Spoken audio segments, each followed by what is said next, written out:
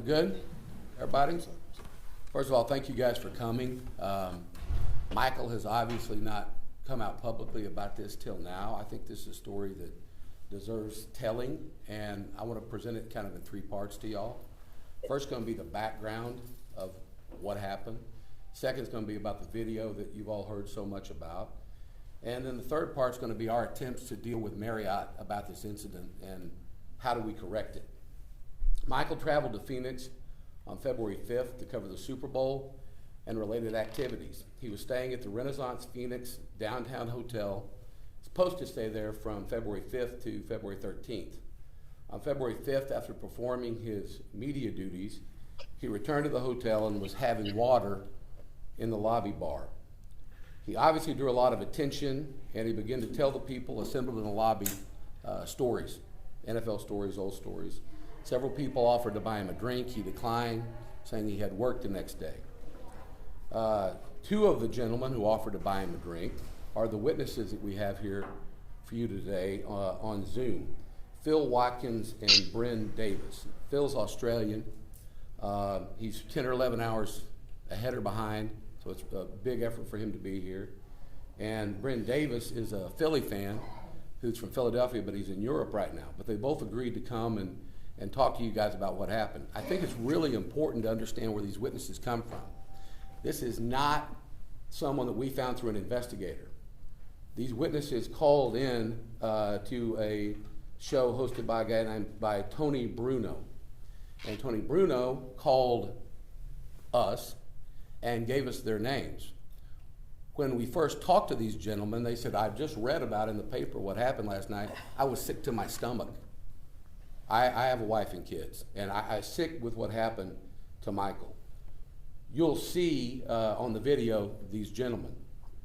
But these guys and some other eyewitnesses and other people that have come forward asked Michael to take a picture with them. He said, I'm not going to take a picture in a bar. It's a bad look. But I'll go out by the front door of the lobby and take pictures with you. This is where the video starts that I have seen. And so that I can lay the scene out for you. The video it appears to be from behind the front desk of the hotel. It's certainly a desk. It might be the concierge desk. Facing out this way, where on this side is the entrance to the hotel, main entrance and lobby. And on this side is a lobby bar. There's nothing separating them wall-wise to the lobby bar. It's just the hardwood floor versus a carpet on this side. And then there's a big pole kind of right in the middle. When you first see the video, Michael is outside taking pictures, as these guys will describe to you, and the accuser here is behind the front desk of the hotel. The accuser then, as she sees Michael coming back, walks out from behind the front desk, and it appears to me to be approaching Michael and his group. Michael's group's coming in this way. Michael doesn't clearly, and no one in the group notices her yet. Unfortunately, the exact moment that they meet is behind the pole. So you can't exactly tell who talked to who, but I believe the witnesses will clean that up for us. They both meet, and then they walk to where they're in the middle of the lobby. And remember, this is a public lobby with tons of people going back and forth. When they first greet each other, they shake hands, and Michael starts to talk to her. Michael, in this interaction, touches her a sum total of 4 times. He shakes her hand at the beginning. He shakes her hand at the end. He one time touches her on the elbow, as many of you who have interviewed Michael knows he does when he talks, for a very brief moment. And one other time, he buckles over laughing, and he kind of brushes her with his hand against her other elbow. That is it. She clearly never acts upset. She doesn't back away from Michael. She doesn't act like there's any kind of problems going on there at all. The conversation lasts about 1.5 minutes. As I said, they shook hands and then walk away. I want to talk about our attempts to figure out what happened and right the situation and what went from there, okay? Michael gets woken up basically in the middle of the night and told he needs to leave the hotel. He at that point in time doesn't know who's making allegations, what happened, why, anything. We did not know anything about who this person was or exactly what the allegations were until literally yesterday. And we had tried repeatedly to find out. When it happened, Steve Mandel asked to meet with the folks at the Renaissance Hotel out in Phoenix. They granted him a meeting. He believed that the meeting was going to be with the head of security, the general manager, and someone else at the hotel. When he showed up for the meeting, the head of security had been excluded, said he was not going to be in the meeting, and he met with the two other individuals, the GM and the head of marketing. I have their names, but I don't think that's relevant now. They absolutely refused to give him any information about what the allegations were against Mr. Irvin. Steve offered to allow Michael to be interviewed by their security. He offered the names of these witnesses that had now come forward via the radio station to be interviewed by security. Renaissance declined, would not talk to Michael, would not talk to the witnesses, said, "We don't comment on anything." In fact, wouldn't even give Steve the name of one of the people that he was meeting with.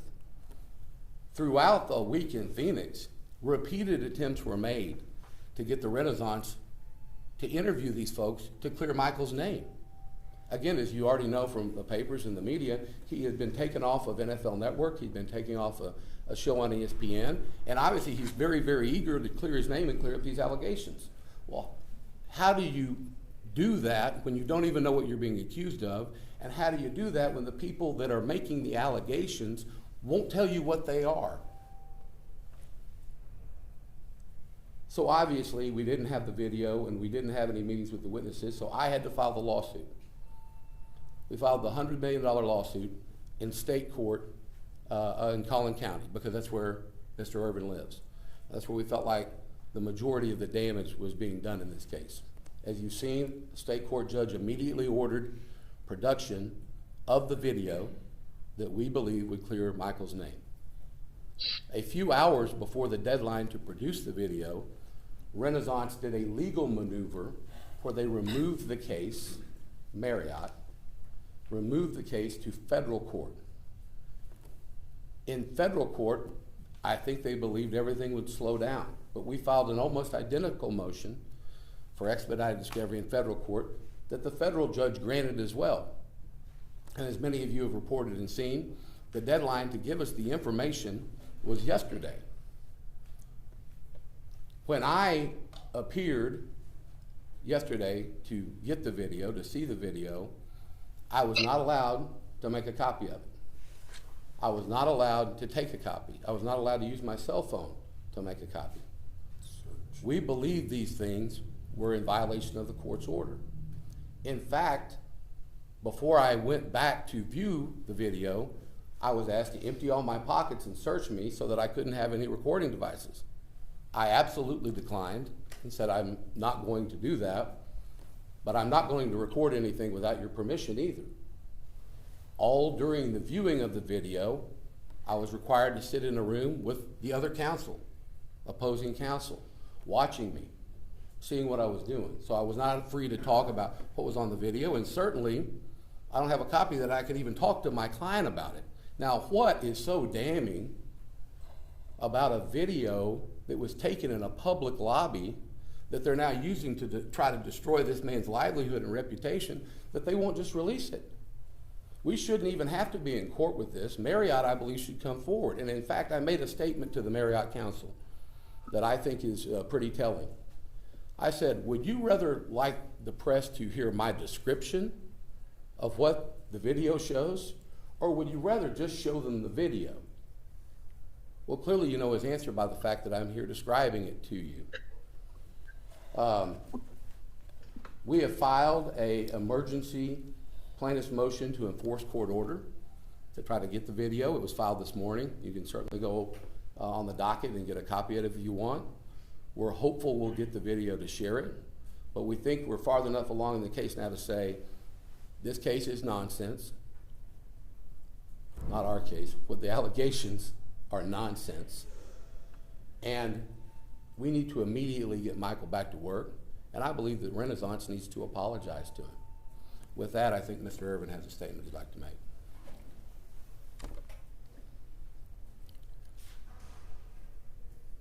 I want to start by saying I appreciate all the support that I've gotten from everybody, from people and from friends.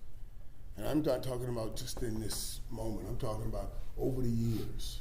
People that have followed me my whole career, the peaks, and certainly through the valleys. But this sickens me. This sickens me. Because in this great country, this takes me back to a time where a white man would accuse a white woman would accuse a black man of something. And they would take a bunch of guys that were above the law, run in the barn, put a rope around his foot, and drag him through the mud and hang him by the tree. Not a thought about what would happen, not an investigation, not after repeated attempts of people trying to go and say, guys, here's what really happened. Here is what really happened. Here are witnesses that'll say this. Here's witnesses that'll say that. They said, we don't want to hear. We do not want to hear. How can I defend myself if I don't even know what I'm defending myself against? They asked me, they said, do you remember this girl you met in the lobby? I work and I live in hotels. I stay in hotels all year long from August to September. I meet people every day walking in and out of a lobby. I couldn't even tell you what she looked like. I don't know. I don't even know who I'm talking about when I'm talking about I'm supposed to do something. This just blows my mind that in 2023, we still dragging and hanging brothers by a tree. That blows my mind that I have no opportunity to defend. I don't even know what I'm defending. And absolutely, to not listen to the court. Marriott is above the law because I still haven't seen this tape. I haven't seen this tape. I want to see what I'm being accused of, why I've had put my whole life on hold, why my family had to endure it. And if I did something wrong, I'll suffer the consequences of me doing something wrong. But if you did something wrong, you meaning them, then they should suffer the consequences of what they did wrong. It's just sickening. Thank you, Michael. We're now going to allow these gentlemen here, and I guess first we've got Phil. Can you hear me? Yeah, good morning. Phil, if you would, feel free to go if you want, Mike. Phil, if you would, tell the reporters here what you saw that night at the Marriott Hotel. Yeah, certainly. G'day, guys. So myself and my business colleagues, we were out in the front lobby, obviously with Michael. This is the first night I've ever met Michael in my life. He was a very jovial character. He, basically was a great component of the sport. He loves the NFL clearly, so he gave me a great introduction to the NFL. It's the first time I've ever heard about it. And essentially, obviously, we had some fan-like pictures, and then re-entered the lobby. I was checking my phone when a young lady approached Michael, and there was nothing really untoward out of the interaction, because essentially I was checking the pictures, and basically I heard some laughter. I looked up, there was a few handshakes, there was some more laughter, and they went their separate ways. Michael went back to the lift and obviously continued on his night. I take it he went back to his bedroom, and the lady returned to roughly around the bar area where we actually, the three of us who had just had the picture taken, returned to the table. So yeah, there was no, like I said, it was a very jovial conversation. There was no reason to look at it as anything untoward. And yeah, the lady returned to work, so Phil, we carried on our night. Phil, are you an NFL fan? No, I'm not actually. Believe it or not, I apologise to the guys here in Dallas, but the Super Bowl that weekend was the first game I've ever watched. Okay. So yeah. Okay, so I didn't know who Michael was before this event. And I'll just ask you one more question. Did you see anything at all that would cause you concern or you thought was inappropriate in Mr. Irvin's behavior towards this woman? No, not at all. Okay. And you're aware that you're actually on the video that I've seen, so we know that you were there, correct? Yeah, that's correct, yes. Okay. I'm gonna go to Bryn real quick. I don't even know how to swap that. It should. Bryn, if you start talking, I think we'll be there. Can you guys hear me? There you go. Bryn, Good morning, everybody. If you tell your experience and then tell about the terrible, horrible football team you root for, I'd appreciate it. No, yeah. So like Phil had said, we had a business meeting around, I don't know, a little after 10 at the Renaissance, and I am from Philadelphia, so we recognized Michael. The other gentleman I was with, we noticed Michael on the other side of the bar, which was pretty cool. I mean, you know, I've known who he was since we were little. I'm an Eagles fan, so I grew up hating him, but it was still exciting to see him. And so, you know, we offered to buy him a drink because we thought it'd be cool to buy Michael Irvin a drink. And he came over and said, you know, sorry. He said, I have ESPN tomorrow morning at 8 a.m. I can't take a drink, but I really appreciate it. And then we started going back and forth about Jalen Hurts being a fantasy or being a dynasty, blah, blah, blah. I had a really cool, quick conversation. He saw that I had my phone in my hand and asked if I wanted to get a picture, which was nice because obviously that's what I wanted to do. We stepped outside, took a few pictures, and came back in. And when we entered back in, a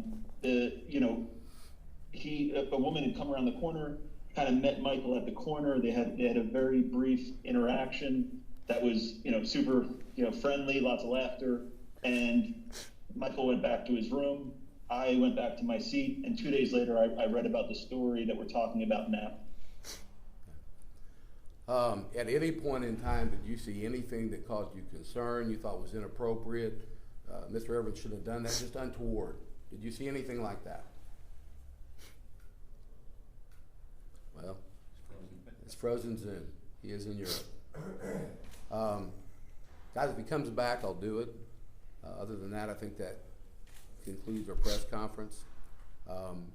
These gentlemen have offered to take questions if you want to. We're not going to take questions based on the fact that we still have this current lawsuit going on. So I appreciate everybody showing up today. Wait, let me say this, guys. Okay. You know, it kind of lost it just listening to Phil talk, because I'm struggling. This is what I struggle with. You know, you try to be an ambassador of the league, and also understand that God has blessed me and given me a platform, and try to touch people, try to raise people, try to lift people up. And I don't know, I met a lot of fans, but I've always tried to be good with people. You know, I'm struggling now saying, do I not talk to people? What do I do? You know, because of this kind of a situation, I know I didn't do anything wrong. And I was trying to do everything right. So it's just, you know, though I say that, I got to come back to this moment. Had I not said to these guys, you know what, you cool guys, let's go outside and take that picture, you know, then they wouldn't have been right there with me. And that would have been a moment that I've had alone, and I know nobody's going to listen to what I say. Nobody, still, at least Marriott, don't want to hear what we have to say. Don't want to hear what I have to say. Don't even care to share it. So, you know, I just got emotional thinking about it because I'm struggling with that, on what to do moving forward after I deal with all of this. That's all I want to say, guys. You take care.